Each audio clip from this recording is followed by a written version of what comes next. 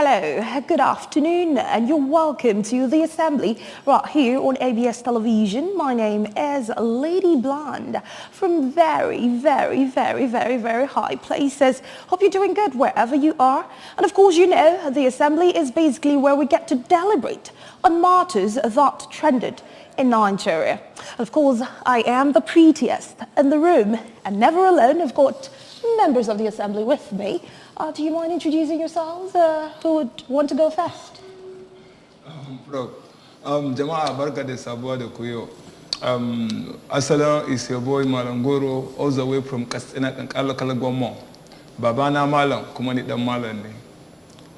What did you say? My father is a Malam, and I am a son of a Malam. Whatever, it's okay. All of a sudden, you're welcome to the Assembly. And we've got Prof. Prof, it's been ages. How are you? I'm okay. I'm very okay. I am very okay. It's good to be on the show once again. It's good to be on the show once again. Good afternoon, everybody. My name is Honorable Prof. Zakwes, HPZ. Thank you. Okay, I was thinking you added another title to your name the last time you were here. It was just more than being Honorable Professor, I don't know. Z. I know that. But then when Wafy said something, added another title to his name, you decided to add one more. And I'm thinking, what's that again? No, I didn't add anything. Are you sure? No, I did not. Wow, Professor Zokwes. I didn't add anything. Okay, HPZ. But that's okay. But then, HPZ, you've been in Orca, you've been in Anambra for quite some time now, and your governor, Mr. Governor, has been commissioning new roads, reconstructed one, and you know what's happening. And the current one is the one at Atani Ozobelu, yeah, Obaru, or something like that. Yes, he's really doing a good job. Okay. He's really doing a good job. He just wants to change the narrative. He wants to, he wants to execute a wonderful choreography of roads and infrastructural development. So it's a wonderful thing. I am happy. He's commissioning roads, left, right, center, the northern part of Anambra, the central, the southern. That's good. And then there was this one, you know, we were talking about before we came on air, somewhere at Club Road. You made mention of that. Yes. And I haven't been there in a while. You know, I left the country for some months and I came back and you're telling me about it. That's quite interesting. That's Abakaliki Street. The road is quite a find and it's very wonderful. It's a very wonderful road and it has high quality. Malam, have you been there? Correct, because most of my customers that are selling Abonga, Kilichi, Suya, as they are calling me to do supply for that Abakaleke Kulabuzan. Yes. I want if they couldn't say Malangoro, Karika, Kompo, Abakaleke Street. Well, it's my greatest surprise, but I go that place. Because before, if I carry my cows, I go for that road. Well, I go slow in the hot person for road. You go slow for 6 hours. With your cow? I will put my cow inside motor if I go to supply. Okay. You see everywhere you go there, Abonga congested. No going front, no going back. You go there for hold up. I know say that time, even that was during Christmas and New Year, everywhere it choked up. Well, kudos to the governor of Anambra State for making, you know, if you have a good road, it will make business, it will be going very smoothly and no delay. You know, now they say tank is money. Kuma, I love what they do for Obaru and Atanipa. You know, one of these things that governor that you are saying the good governor of Anambra State is doing is in line with in campaign promises. Yes. If you go that time when you do campaign, if you check everything we got, always the governor promised that he will do for the good people of Anambra State if they give him the mantle of leadership. And now he is fulfilling it. God bless the good governor of Anambra State and keep up with the good work. Okay, on that note, may we all rise to recite the national anthem, because I know your blood is just, I don't know, it's boiling. You have a whole lot, both of you, there's a whole lot going on in the country, talking about the scarcity of naira, scarcity of fuel, a whole lot of things going on, but it's okay, we'll talk about all these things, but before that, let us stand and recite the national anthem. Okay. Arise, O compatriots, Nigeria's call obey. to serve the fatherland with love and strength and faith. The labor of our heroes past shall never be in vain. To serve with heart and might, one nation bound in freedom, peace and unity.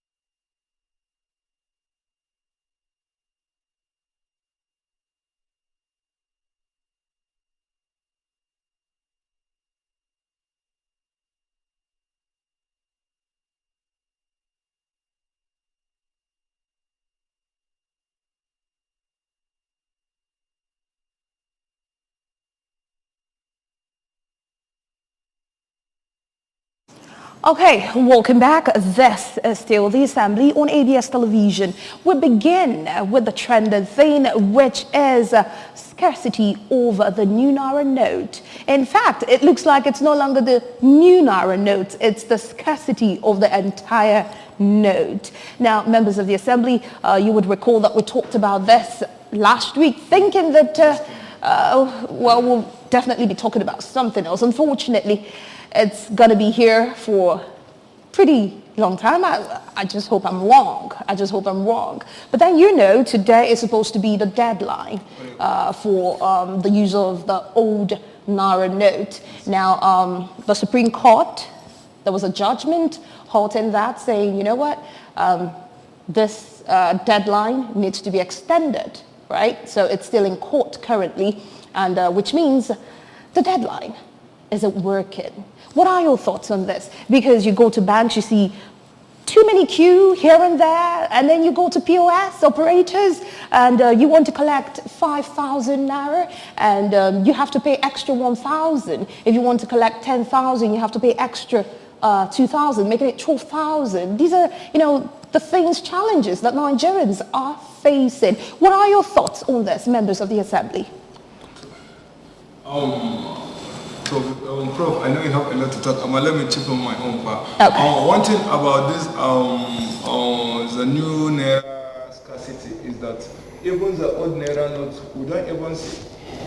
Before they tell us to go and deposit the old Naira notes, that after depositing the old Naira notes, that the new Naira note is going to be available. So, you know, my brothers, they are into dollars exchange. Among now, the question now is not how much is dollar to Naira, now is how much is Naira to Naira. Kagani, it is alarming. Wallahi, the other day I went to withdraw 100,000 Naira. The lady told me that you have that kind of money? Yeah. I didn't know. 100,000 is more money for the transaction I do for my cow business, pa. Okay. I am into million Naira business. So I've never felt your money, but go ahead, continue. So I want to withdraw this money from this POS. That's why I said that we should be having fun here. We should have drinks here. I've said that before. This is now I have money in the bank account. I don't have cash on me. Money you can't access. I want to withdraw this money. I tell them say give them for 100,000 Naira. She can't tell me say, Oga, if I give them for 100,000. 25,000. Okay, 35,000 Naira. Oh, 35. She collected from me. What? I'm telling you. So it's 135,000. Well, you don't see how far. Come me, I have no option. Because the thing it took me far. I'm in a critical condition that I need cash. Because the person I want to do business for, you know, get them for transaction for, you know, get them for account number. So I have no choice than to collect the money. Come on, it's paying me now. I do business and I lose 35,000 Naira. How much is my gain in the business? Okay. So the government should really help us. The other day I went to ATM. I sat on the queue. People plenty. I did for queue. Now so everybody they go. As I reached my turn to insert my card. To my greatest surprise, as I took hand from my pocket and removed my card. To my greatest surprise, what I have at hand is my PVC, not my ATM card. I forget it at home. When I was in Russia. Whose fault that you forgot your ATM? All the time I waited for the queue every time. Because the government is not, in fact, I want to vote a working government. Because even if I'm celebrating, I have my PVC in my heart. Because the insecurities, supernight, the fuel, in fact, it's too much. It is unbearable. Okay. Now, Prof, I know you must have seen certain clips trending on social media where bankers were running for their life, like they were running, trying to escape from mobs and stuff like that. Because right now they're not even safe. Okay, they're being attacked in some areas like Ogun State. There are certain states that had protests. I think on Wednesday. Okay, concerning this scarcity of Naira notes. So some bankers are not even safe anymore. What I want to tell you, the masses, is that it is not the banker that are holding your money for. They are just people working. Kungani, don't go and start disturbing the bank managers or the workers. Although they say no sleep, wake up, collect my money. That is why early in the morning, all the people that have account number with the bank, they don't wake up and go to the bank and stand in the queue. Because you go to the bank to collect your money, you won't even see your money. You go to your app, you will see have so amount of money, and when give me cash, they will say no money. Okay. So, wallahi, it is. So, because it is not. In fact, nobody is happy in this country again. First, it is crass insanity for you to incept an ideology, for you to incept a plan that you cannot follow from the terminus aquo to the terminus aqua. It is Mephistophelism for us to metamorphose from natural disaster to artificial disaster. Now, it is easier to get dollar than naira. First, we are told that they want to create a new naira note so that they can be able to scupper the hoarding of the old notes.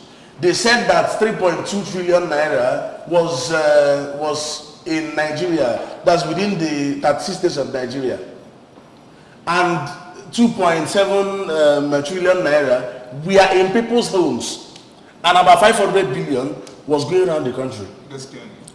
At first, we understood it, of course. When you want to birth change, when you want to bring about an ameliorated tendency, there must be a price to pay. So everybody believed, yes, let us pay the price. This is going to be ephemeral. But now, it has transmogrified into a protracted pandare, a gargantuan quagmire.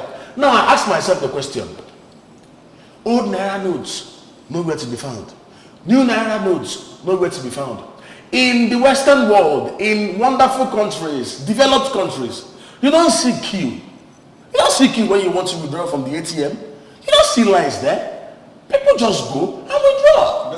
Do you know that out of 774 local government areas in Nigeria, that there are local government areas that don't have banks in them? That's true. I heard. There are local government areas that don't even have ATM machines there.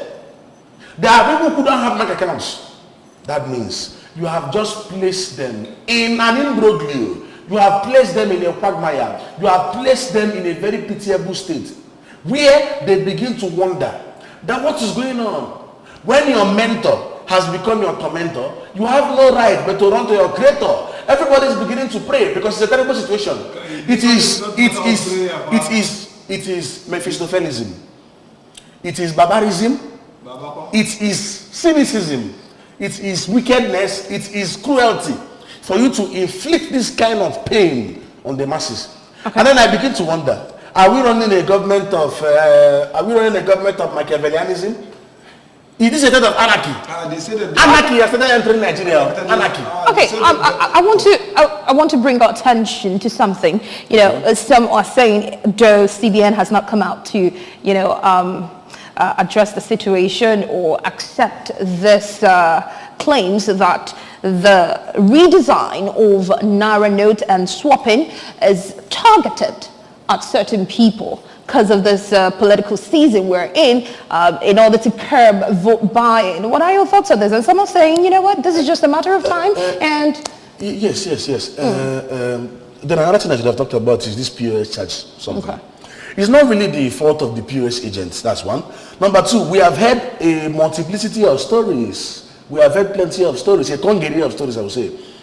The Central Bank of Nigeria have come outside to claim that they have given out fortunes, quantum amounts of money to banks, distribute to customers. And there are stories again that bankers are selling this currency. To politicians. Those are allegations. Yes, that's why I said there are stories. I didn't say that because I've not seen.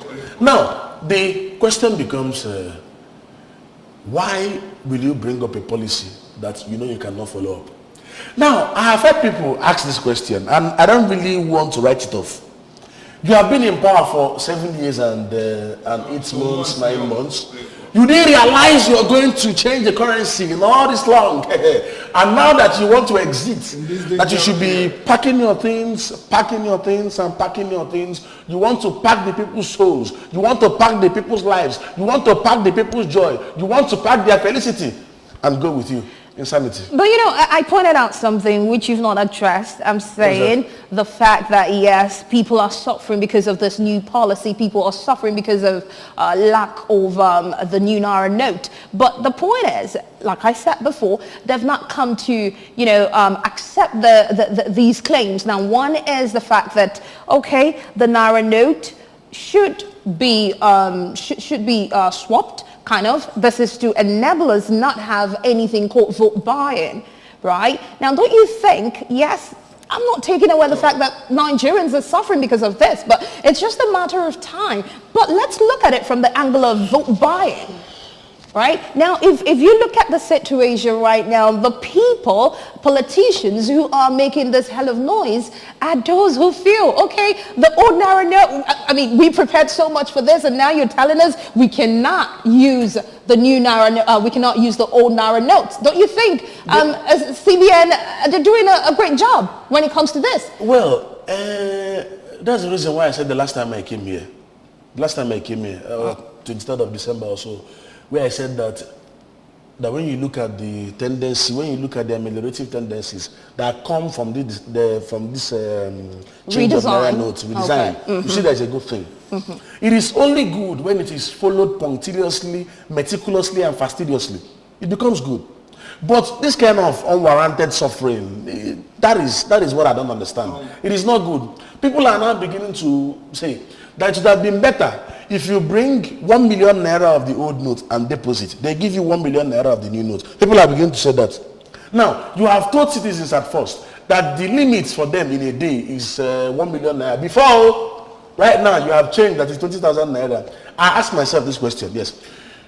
When a problem that is for somebody, that cannot be changed by anybody, affects everybody, it becomes a quandary. People do business. People make hundreds of thousands every day. Somebody like you. How will they pay this money? And now mobile banking apps don't work. Yeah, I wanted us to talk about that. This is a way of going into mobile banking apps don't work. Policy. How can mobile banking apps work? When you have just intellectually or intentionally, wickedly, cruelly switched off some network providing things. Now, I ask myself the question. What happened to sanity in this country? Sanity seems to have gone on holidays. Oh, really? Yes. Oh, I didn't know. Sanity has been sent into obscurity. And if nothing is done about it, I assure you that something huge, Sabinus, something huge will come. Anyway, okay, go ahead. My own take in this is that... Oh, your own take? Okay. Because the CBN governor said that their one motive of redesigning the Naira note is to make our Naira to have value. Yes. If you watch the way the Naira is in circulation, it's making it to... Yeah, trying to mop up the Naira. It's making it to lose value. Because if you are into dollar exchange, you see that this change now has made Naira to be very scarce. And as the Naira is scarce now, our money is having value. And if you listen to what the CBN governor told, he said that they should make 50 naira, 100 naira, 20 naira to be more circulated for the traders and other people to be able to be assassinated. Now, if you watch now, you notice that 1 naira, 5 naira now, you can't use 5 naira to buy anything again. Even 10 naira, you can't use it to buy anything again. Even very soon now, 20 naira is going to go outdated. Among with this new exchange of things, you will discover that in no distant time, it's going to balance our economy and everything, and even reduce the price of some certain things. Someone told me that prices of things in the market, they've actually reduced. This is the You don't go to the market? This is the effect of this changing of currency. As the other hand, one thing I want to let the good people of Nigeria to know is that election, you don't need money to do election. It's only in Nigeria if election is coming close, people will be, some will even go and collect loan, some will even go and have covers, come and join my cartel, bring out money, let's do compound. If I win, we will be sharing my salary every month. So this is actually going to affect them because they don't have access to, the new Naira note. The bad egg is exactly. Because to me, that is why I'm telling Nigerians, please, never you go and protest because of there is no money, there is no fuel. Destroying ATMs. Don't do that. Destroying banks. Let me tell you, use that energy to destroy bank. Use that energy to go and pick your PBC and vote the right candidate. Don't vote for a party. Vote for the person that will come and make Nigeria livable for us. Okay. For me, when you go into violence, when you start destroying things, you discover that the war will end only when there is nothing left to destroy. Okay. We don't want to get into that stage. By the way, what is the what are you going to gain from destroying things? Now, you see, all these things happening in Nigeria, they continue to teach people lessons. It's some kind of lesson for the political class.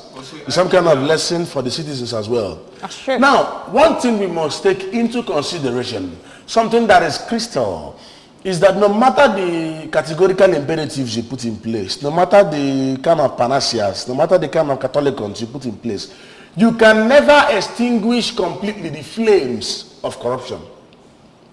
Look at what happened in Osun State. They said that there was overvoting. So you see, even in the BVAS, the bimodal voter accreditation system, you can still cheat there.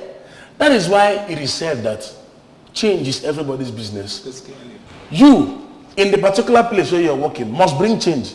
The people around you will bring change. It is not something that is one man's business. So if somebody is saying that money is the only way to rig election, I bet he's wasting his time. People can actually bribe people, people who are at the top, write this for me, take transfer. Of course. Okay. So let them stop deceiving us with that one. Okay, let's just be patient and not, begin to destroy things or think of protesting as a panacea or solution to whatever challenges that Nigerians are facing currently. On that note, we have to go on a break. When we return, we continue with our second subject. Quite interesting one. It's all about the scarcity of fuel in Nigeria. Stay with us. We will be white black.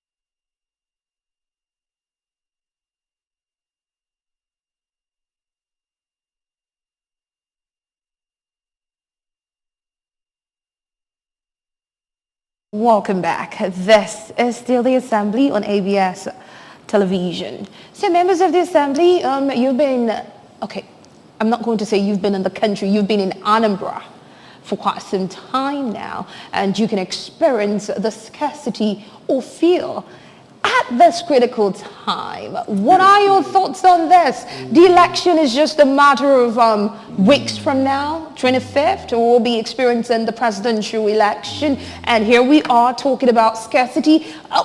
I even saw a video, I saw a clip that has been trending online, a filling station somewhere in Warri, Delta State, before you gain access to that filling station, you have to pay the security man 200 naira before you gain access.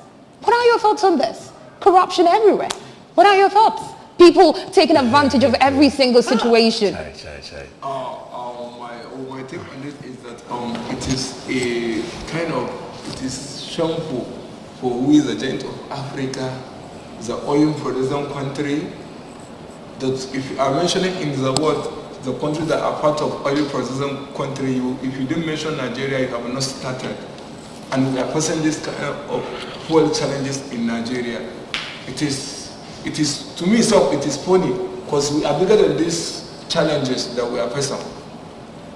The president is here, fine. Who is the minister of petroleum? The president. Why can't he help Nigeria and tackle this fuel issue?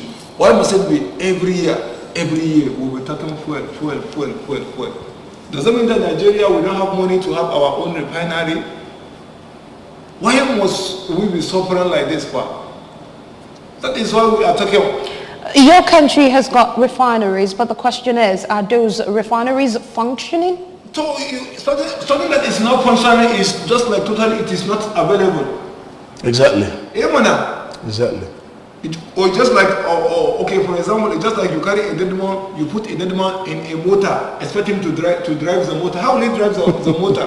It is never possible. If you look, you will see somebody, but the motor is not moving. Yes. So that is why, in fact, this is the government. The government really need to look into this matter. And second, they also look into those people who are selling petrol. Also, people who own petrol stations in Nigeria, they need to have a special task force that will be going and be checking their police station, making sure that their liter of fuel is complete.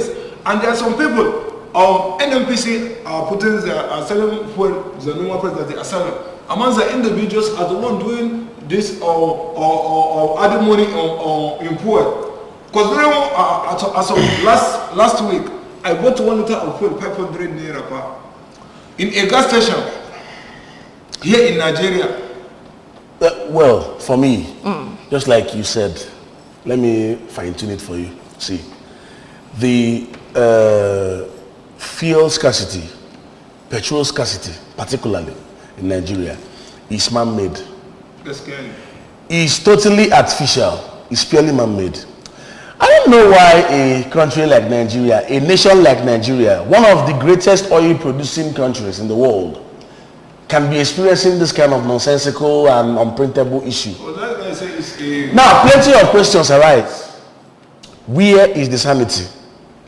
What makes me sick is that there is no static price of fuel.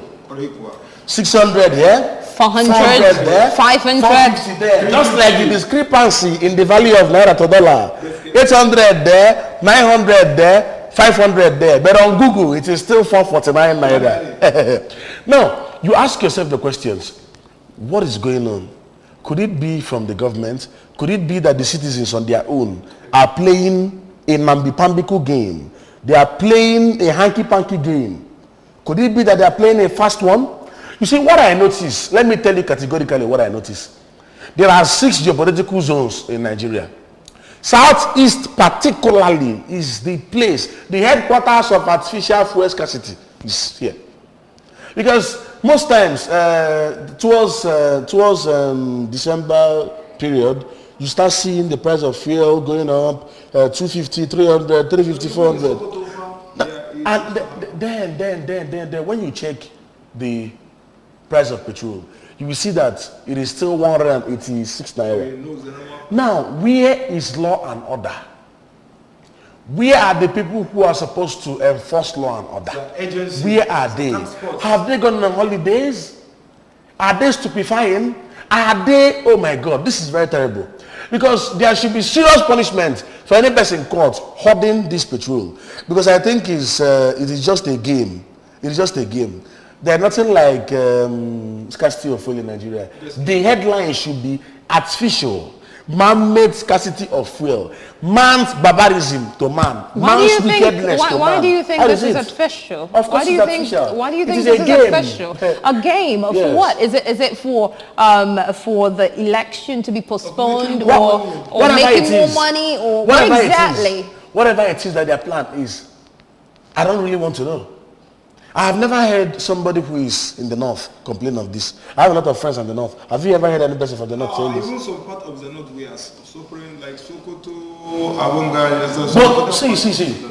not just My point is that it is not happening in every part of Nigeria. Let's try not to make this a tribalistic thing No. or It's that not has to like, do with I'm saying what's ethnicity. realistic, what is obvious. No. It is not happening in the whole Nigeria now, it's not. No, but let's not try to make it look like it's just in the southeast. It's not just in the southeast. It may not be all over Nigeria, but it's not just restricted to the southeast region alone. So let's try not to get tribalistic about this. It's a general problem. Why he's saying southeast is because of you saw somebody standing in the front of police station. You have to pay 200 to pass. Not just for the poor part. That's why I call it artificial fuel scarcity. Such a person should be dealt with. I haven't heard. I do not want to call out the name of that petrol station. Now, before they can sell to you, you will have to buy a product of theirs. They have to display so many products. So before you get access, before you can buy from them, you must buy a product from them. And now, forgetting now, as this point now is very scarce now. Remember now, transport now will add money. People who are selling food will add money. People who are working with generators will add money. Everything is going to increase. Because imagine, I sent my boy to go and buy fuel of 1,000 naira. After buying the fuel, he returns the gallon for me. I'm asking him, meaning where is the fuel you bought? I look, the gallon is not even up to 3 liters. I'm telling you, I'm on before with 1,000 naira, I will fuel my gallon. I will on my generator from night till daybreak. I'm on now, everything has turned upside down. May Allah help us in this situation. Okay. On that note, we'll go for a break. When we return, we would wrap up the show. We will be back. Stay with us.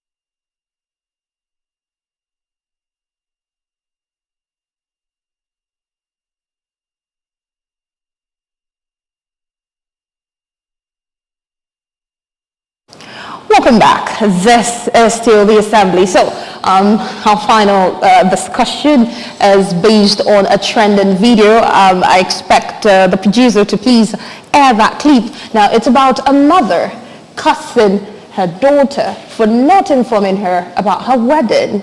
What are your thoughts on that? Because this is a social issue. We've just moved away from, the challenges we're facing in Nigeria. So let's talk about social issues that trending video. Well, the world is metamorphosing to digitalism, and every Homo sapien who lives in the world, who stays anywhere around the world, should acclimatize to that.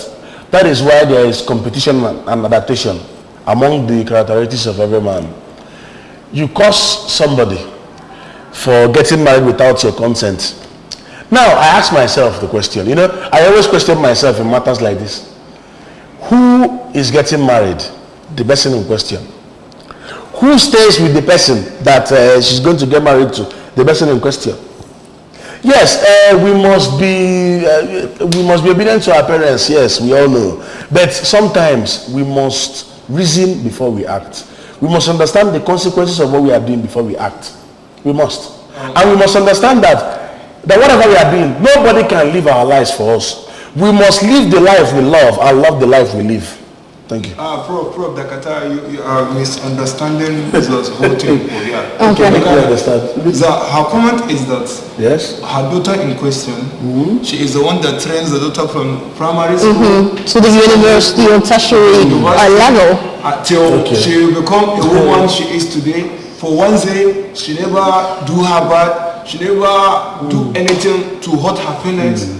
That what also surprised me is that her daughter she carried for her womb for 9 good months and gave birth to a nurtured and become a woman. Went and got married without even telling her mother that she is getting married, without even inviting her, without even, it's just for example that you are alive and the son you born with your baby is doing something without your consent as if you are dead. If it is you, how will you feel? If I'm putting it to you now. Wait. Okay. If a human wait, excuse me. If that's the case, then it is preposterous. Because what I understood from you is that, like, where my mind was going. This is the case. Wait, excuse me. Something like getting married without her, maybe that the mom has a candidate. This is no. There's no candidate. No, there's no candidate. No. But if this is the case, then it means that it is preposterous. The girl in question should be subjected to mental examination. What is? And by the way, of course you know that what you do not know can never scare you as what you know. So maybe there is something we don't know as usual. I always say this every time. There is something we don't know. Every single person you are seeing is talking based on the facts he has. We've not heard from the lady, the daughter. That's the reason why the world is spherical. That's why the world is joined. Wherever you stand, you look at the circle, you look at the joint, and that is where you're going to draw your conclusions from. So we don't know what happened. Perhaps there's something we have not heard. What if she never gave her consent, like she never gave approval, probably never liked the man in question, and the daughter went on to get married, knowing that the mother would never approve? From her comment, she said the daughter never told her she's getting married and all well, that's her, but we haven't heard from the daughter in question. I am judging from what I heard from her mom. Yes, exactly what I just said. Because a mother cannot come out and be laying curse for her daughter she carried for 9 months. You know the love of mother, because they say that the love of a mother is stronger than the love of a father. But cursing her, I mean, was she right to have done that? Was she right to have cursed her daughter, her own child? Was she right to have done that? And then she actually put it on social media. She put it out there. Was she right to have done that? To my own, she because a friend of mine who is an evil man said that if you flog a child with the right hand and in a left hand, you use the other one and bring the child back. She overreacted. I know that yes, she is feeling fair because nobody, as a mother, do you know what it takes to carry your child after? It's just like your child is denying you. I know it's hot, it's pain. I'm not to the extent of questioning the daughter and the husband, telling them that it's now that they are going to see sufferness, that they are going to suffer and they will never see peace in their marriage. Mama, do Allah, I know it hurts your feeling. Amma, calm down. Just bring it down. Well, for me, as far as I'm concerned, it is what I call emotional miasma and emotional megalomania, emotional menomania. See, you don't allow yourself to get to that extent. This is your offspring. Exactly. This is your daughter, for crying out loud, your child. Your blood. It is going to affect you psychologically and mentally for the rest of your life. As Christians believe, you're going to answer for it on the last day. As Muslims believe, I don't know how you would do it. But nemesis will catch up with you. Of course, you see, listen. There is this adage, Proverbs 22:6. Train up a child in the way he should go, and when he is old, not depart from it. If you had gone into the teaching, if you had gone into the tutelage, the tutorials of trying to make her see reasons with sharing things with you, she would have come to tell you. You understand what I'm saying? I don't know if you get where I'm coming from. So that's why I keep saying this. There is something clandestine. There is something obscure. There is something we don't know. There is something hidden. There is something that is. Let's go. We'll help from the ladies' own side of the story. And then things like this, people should realize that things like this, should not be seen anywhere around Social media. Social media. Correct. This is personal life. Family. You don't know how it will affect you in the future. The primitive and Odean days have a distinctive distinguishability. You cannot say something like this on social media. You never can tell. See, because of course, and it doesn't forgive as well. Would you even call that a good mother? Someone who would just come out and curse the daughter, not minding what happened. Preponderantly preposterous. That's what I call it. The video was edited. You see the picture of the lady, their husband, everything. For example, now, if people see them outside that even don't know them with this, now they're like, that they, you know, it's it's a family issue. There's some issues you have to settle with your family, psychological, and not bring it to public demand or to the public or to the internet. Because after 20 years, 50 years, it's on the internet. It never forgets. Again, when the children will grow up, they'll say, "Oh, mommy, so you went and got married to my daddy without the consent of your mother." Exactly. Again, so it is not advisable. It's not everything you have to bring on social media. People should be careful. Had I known it comes at last. This is just a very typical example of the Fonse to the go of generational quandary. This is how it starts. Tomorrow, when there is a problem, tomorrow, when something begins to go upside down, when something begins to go topsy-turvy, when things begin to go wrong or when things begin to go around, you start looking for solution. You start going from one prayer house to another, and then they will tell you, oh, your village people, oh, your mother, generational something. They will start going into your family organogram.